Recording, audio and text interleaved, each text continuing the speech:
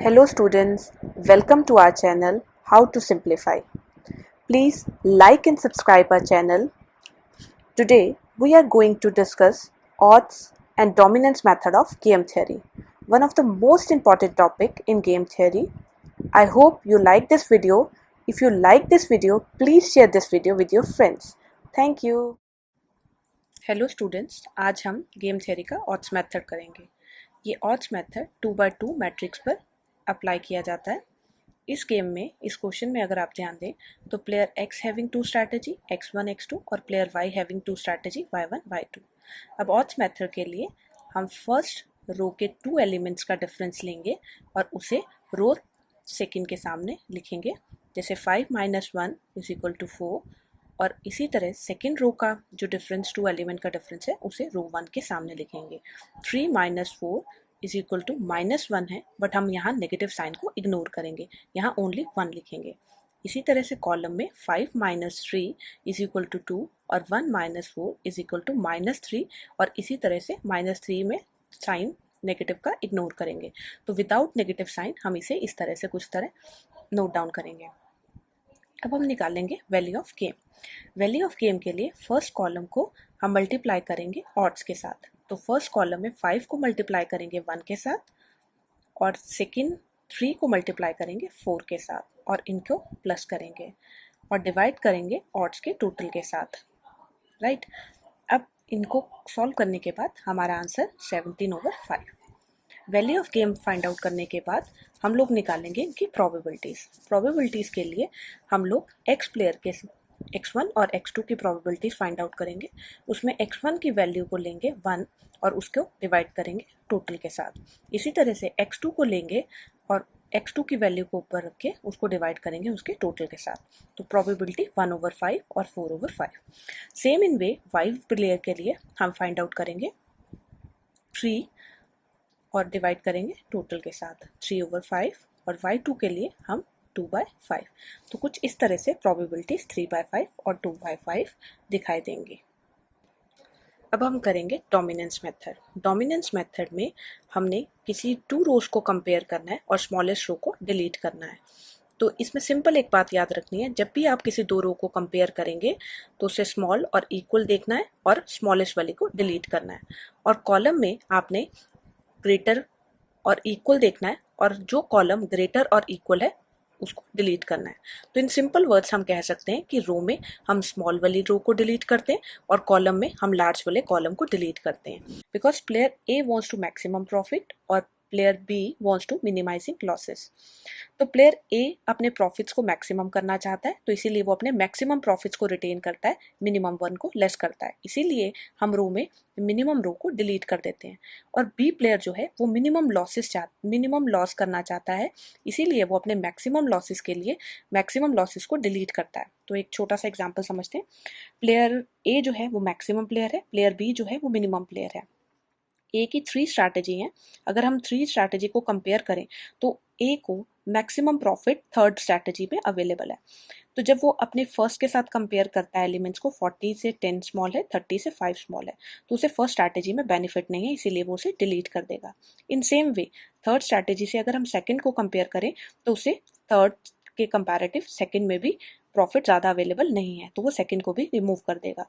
तो इसी तरह से हम लोग स्मॉल में स्मॉल रो को डिलीट करते जाएंगे। अब हम कॉलम से कंपेयर करें तो प्लेयर बी जो है वो अपने लॉसेस को मिनिमम करना चाहता है। तो फर्स्ट और सेकंड स्ट्रैटेजी को अगर हम कंपेयर करें तो ए को मैक्सिमम लॉस उसे फर्स्ट स्ट्रैटेजी में हो रहा है, तो वो अपने मैक्सिमम लॉसेस नहीं चाहता, वो अपने लॉसेस को मिनिमम चाहता है, इसीलिए वो अपनी फर्स्ट स्ट्रैटेजी को रिमूव करेगा, बिकॉज उसके सारे एलिमेंट्स सेकेंड स्ट्रैटेजी से लार्ज हैं, इसीलिए उसे फर्स्ट स्ट्रैटेजी रिमूव करनी होगी। डोमिनेंस मेथड को एक सम से ट्राई करते हैं। A having 3 strategy, B having 3 strategy, there is no saddle point, so we apply dominance method।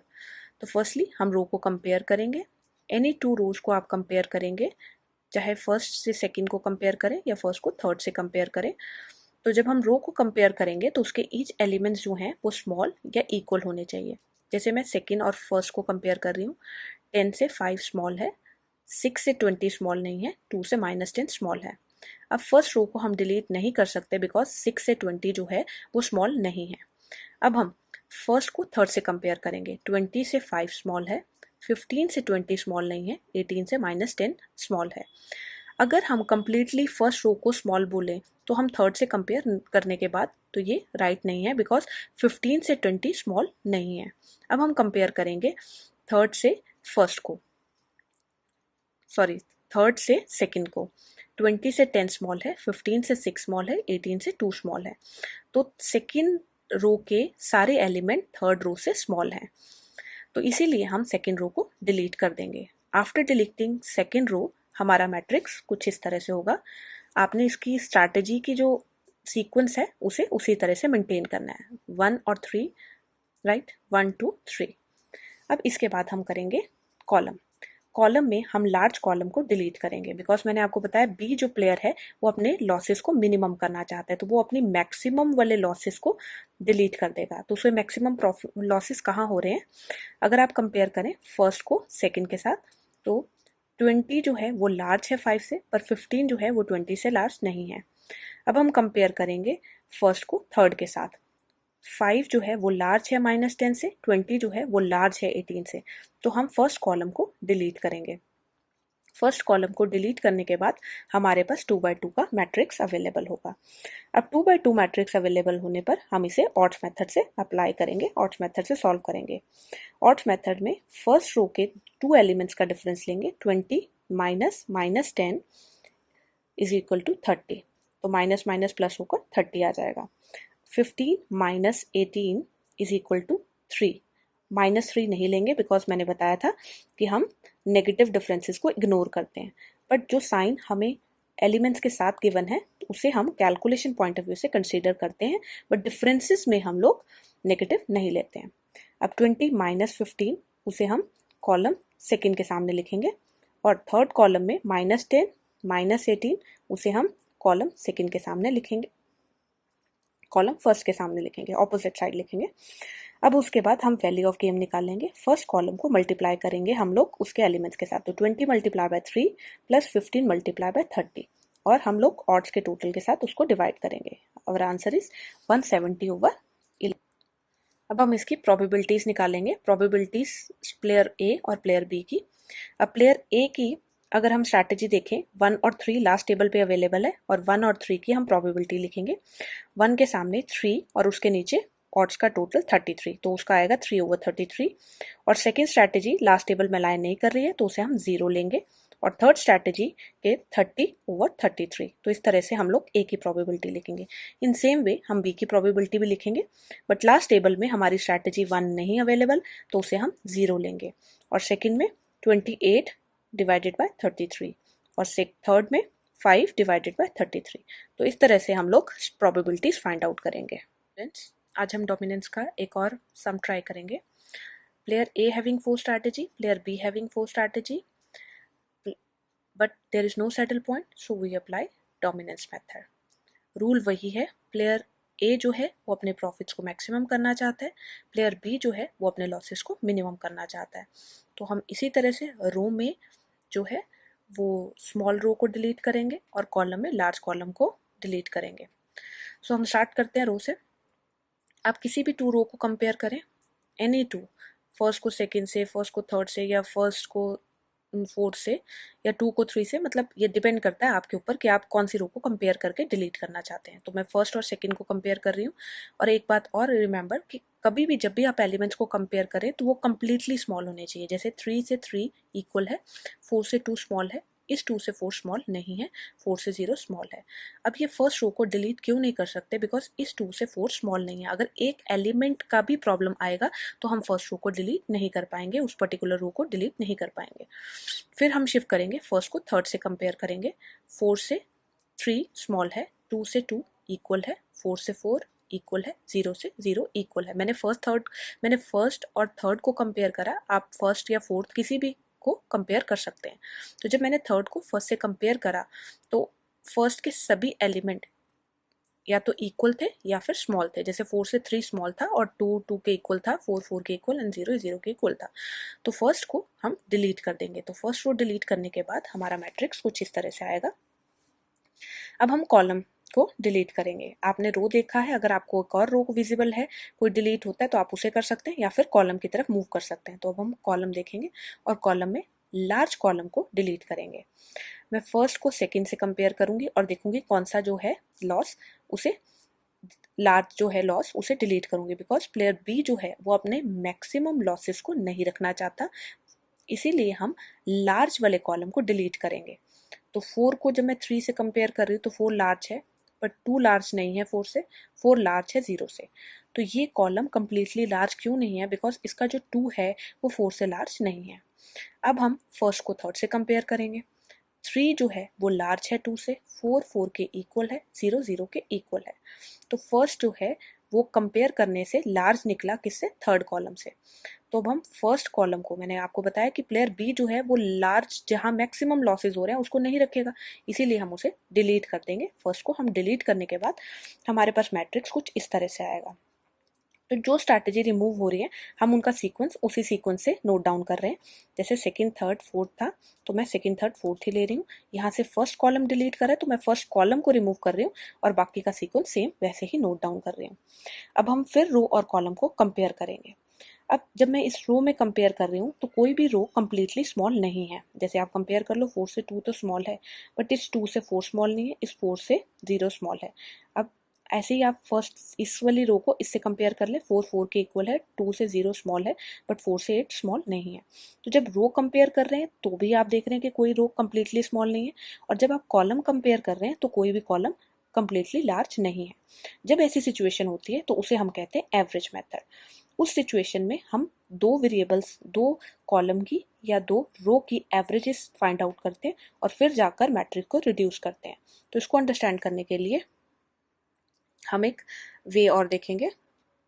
अब हम क्या करेंगे, हम किसी भी 2 रोज का एवरेज लेंगे और उसे कंपेयर करेंगे थर्ड रो के साथ। अगर थर्ड रो स्मॉल हुई तो हम उसे डिलीट कर देंगे।